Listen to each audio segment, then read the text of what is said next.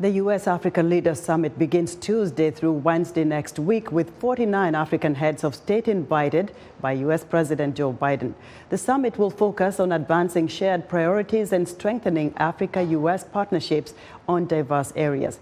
For more on what to expect during the summit, I'm joined live via Zoom from Washington by Enoh Ebong, Director of the U.S. Trade and Development Agency. Thank you so much for having me. I'm delighted to be here. I have to tell you, as a child growing up in Nigeria, we used to listen to VOA, so this is a particular pleasure. Give us some highlights, on what USTDA hopes to achieve during this U.S. Africa Summit. To meet with partners, to understand their priorities as we want to make sure that projects are prepared for financing and so that the best technology choices are made. So for us, we want to connect, we want to see our old friends make new ones, understand priorities, and bring the best of US solutions, technologies, goods and services to the priorities that our partners identify. So I know that in your the agency provides some kind of financial help, to some of the people partnering with you in this summit. But who and how do you determine qualifies for this kind of financial grant? Absolutely. So USTDA provides grants for the kinds of activities, whether it's feasibility studies, technical assistance, or pilot projects that will prepare projects for financing and implementation. And so because our focus is to be partner-driven, we first of all ensure that we understand the priorities of our partners, that there's going to be a significant development impact. This is really critically important, that we can bring US services, technologies, and goods to respond to the challenges, and that the projects can be financed. And so those are our key criteria in looking at projects. And we are open all across the continent. It is one of our largest portfolios in the agency.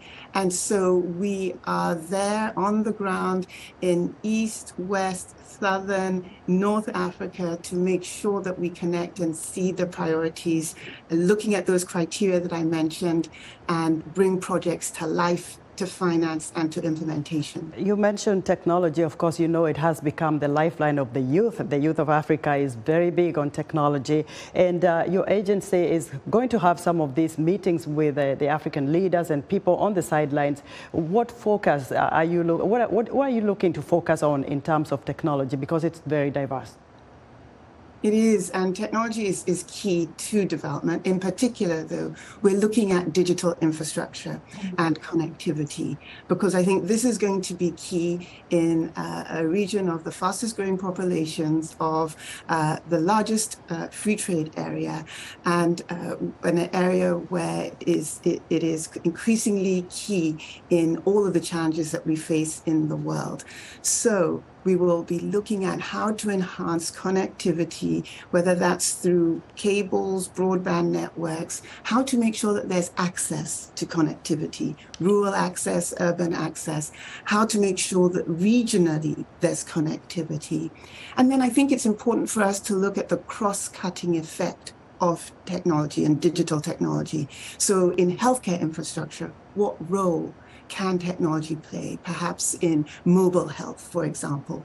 These are some of the key areas in the context of digital infrastructure that we will be looking at to grow and to come up with some innovative solutions along with our partners. And what will you be looking at when it comes to infrastructure that is related to the continent of Africa? How do you, what kind of discussions are you going to be having, and which countries are you really focused on when it comes to infrastructure? So we will be focused, because a key for us is ultimately implementation.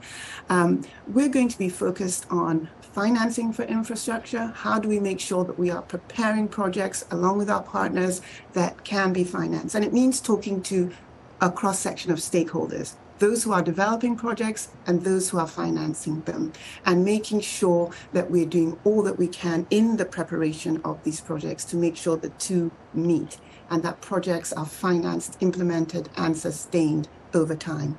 We are particularly focused in the sectors of clean energy and climate, in digital infrastructure, as I've mentioned, in transportation, that is also a key element of infrastructure, and also in healthcare infrastructure.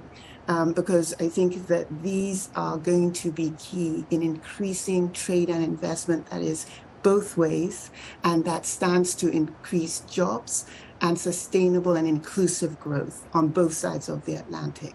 In terms of our countries, as I mentioned, it's all across Africa, both Sub-Saharan Africa and North Africa. I was recently in Nigeria. We work in a diverse set of economies, Kenya, South Africa, and there are many, many more, Ghana, Malawi, etc. So those are some of the two that come to the top of my mind as we are actively working, but there are many more countries that we engage in across the continent.